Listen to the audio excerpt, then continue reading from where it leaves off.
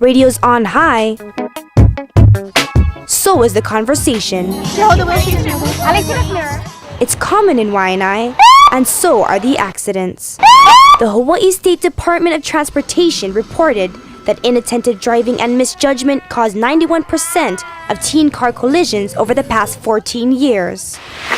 Right here in this parking lot, 19-year-old Tina Ludwig has already been in 2 car collisions, which took place in the same day, 15 minutes apart. I came in and I parked. The stalls aren't they're slanted, so I backed up and I hit a car.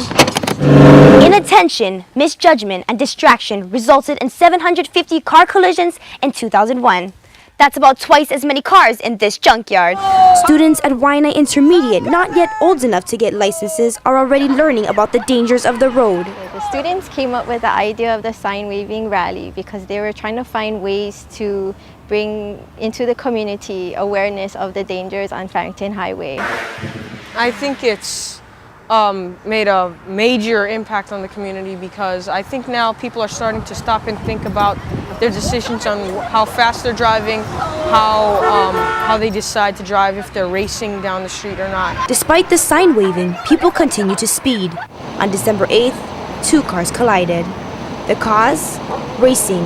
The victims, a boyfriend and girlfriend, both recent graduates. Make it well known how important driver's ed in school is so that the children do realize that it's not, something that a game. It's not a game. Driver's education has its methods. So yeah, I was pretty stressed out. The Hawaii Driver's Manual mentions handling stress before getting behind the wheel. Because when I was trying to get to the high school, I had to post my essay for class online before 3 o'clock, and it was like 2:30. State law requires 50 hours of driving time with a parent or guardian. The DOT's website says that the 50 hours are meant to give teens a longer period to practice their driving before obtaining a license.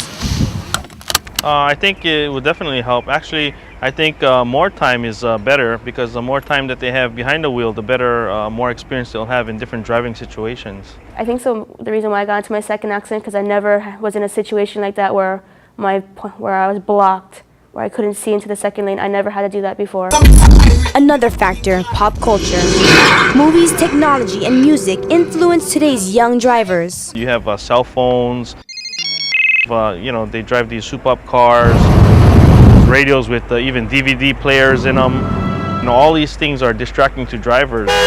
She was trying to honk and warn me, but I couldn't hear her because my music was really loud. I think it's helped a lot. Since I'm here waving signs on how to slow down, I think it's going to have me slow down too as well once I get old enough to drive.